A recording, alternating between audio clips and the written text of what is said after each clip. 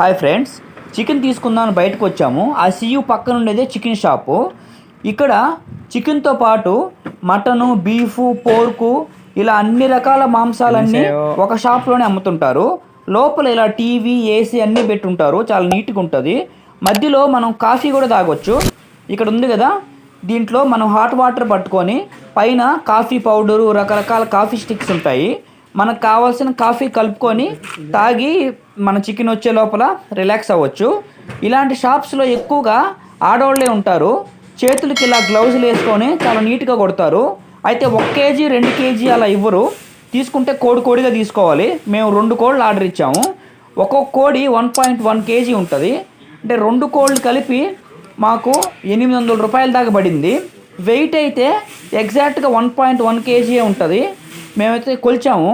2 కోళ్ళు కలిపి 2.2 కేజీ ఉంది.